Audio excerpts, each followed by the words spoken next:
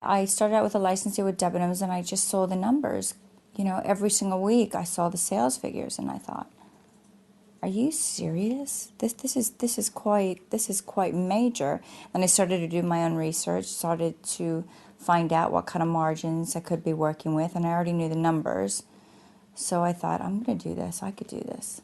And so after 3 years of educating myself as much as possible without actually starting the business, I decided, okay, let's put in, a couple £100,000 and let's open the doors. And that's what I did.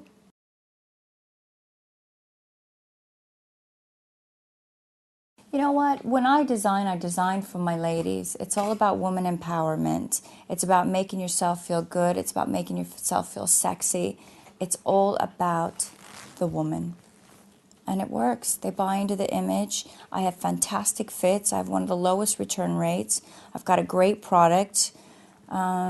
It's comfortable, it's practical, it's sexy, it's feminine. It's all these, everything that I represent is in my products, and the women love it. The guys love it too.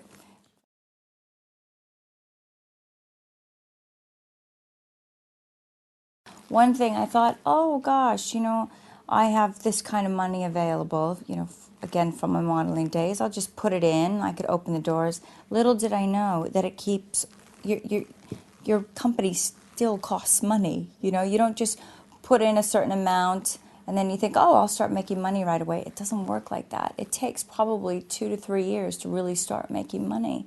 So you need to allocate. You need to understand cash flow.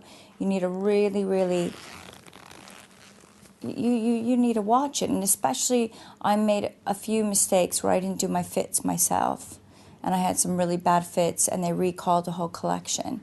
Now I still have to pay for the stock, and I couldn't sell it because the fits were wrong.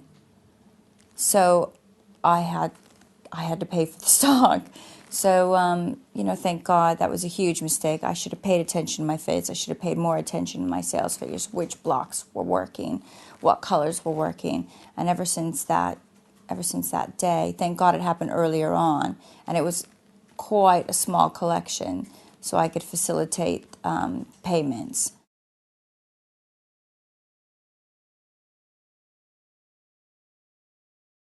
With any business, you have to have cash flow. You have to know what's coming in and going out. I know what's coming in and going out for the next 8 months. So if I have a problem, I know that I now have a line of credit with the bank. I could call on the bank for a line of credit. I didn't start off with that. I didn't have any line of credit. I had nothing.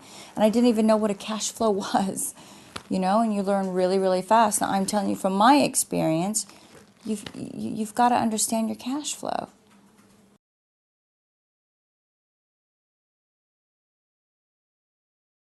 I thought, oh gosh, I could get this person, and maybe they're not as expensive and not as experienced, and I'll take them on board. Disaster. Pay for good people. You've got to. You've got to. And that's, I almost lost my business because I kind of tried to shortchange, go a bit cheaper, and they didn't know what the hell they were doing, and I certainly didn't exactly know at that time because I was just starting out.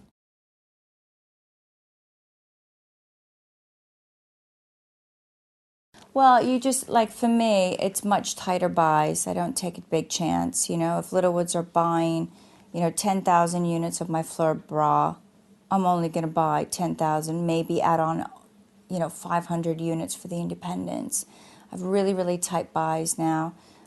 Just very, very conservative with my money input and output, negotiating much harder on my cost prices, especially. And this is another thing. For me, I paid attention what's happening over in China and Hong Kong. Well, I could tell you what's happening because I need to understand this so I can negotiate down. And how much can I really push it? And especially right now with the exchange rate, I buy my products in dollars and I get paid in sterling. I'm getting crucified. So I have to do this. So, you just get a bit tougher, a bit more aggressive, but still really honest and still, it's one thing. I don't try and cut corners. I don't try, some people will, like even with my customer, I'm still taking a little bit of a hit on the margin and giving them an unbelievable product because I believe in longevity. Don't get greedy. You will lose. I promise you, you'll lose. Don't think, oh, this is so cool. I can make this kind of margin. I'll just up the price a little bit more. Don't get greedy. You'll lose your business. You want to create a loyal customer that comes back again and again. And they're smart these days, these customers. They want more for their money. So you got to give it to them.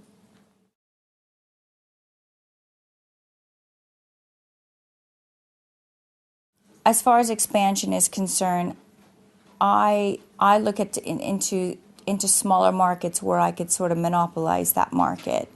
You know, for example, I went over to South Africa and I just hired on a PR company and absolutely went to town. Every single person, if they didn't know who By Caprice was, the product and me, they knew. And the sales initially were absolutely astronomical. It was phenomenal. It's a tough country because they have different laws and different understandings. So I had a bit of a tough time there. But I'll go back after the recession's over. I'll definitely go back. I'm looking at Greece. I'm looking at Australia. In America, I'm looking at licensing, actually licensing out my name, you know, the By Caprice product in America, and building it that way. Because that's just a huge market for me. I think it's a huge animal. But then again, you make it big in America, and it'll facilitate my sales in Europe.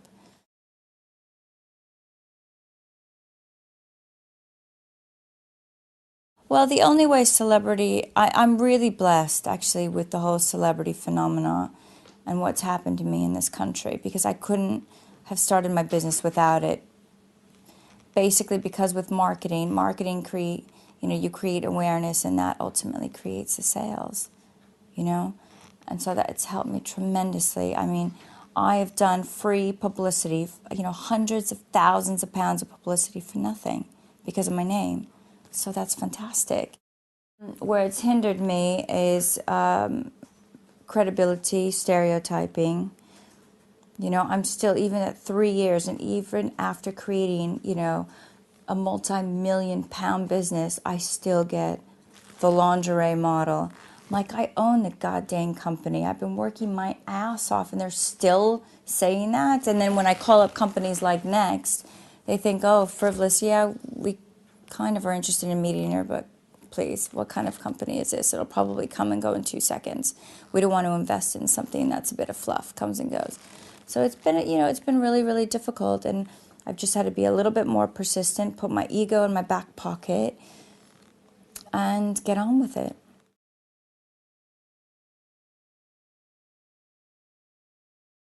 You just have to be responsible for your own actions. And there were a few things. I did get a DUI, and that killed a huge deal that we had signed on the dotted line. Massive deal. And then me being irresponsible and stupid, I did get a DUI, and they pulled out. He said this isn't the right representation, and rightly so. So what you have to do is really take responsibility and for your own actions. Not only that, people do look up to you, and that was irresponsible of me. You know, being a person in the public eye, you have to take on some kind of responsibility, because you do become an inspiration for people, and people do look up to you. And that was a really hard lesson. I'm not perfect. I'm human, you know, and I learned my lesson, and I'll never, ever, ever do something like that again. And I really take my responsibilities serious now.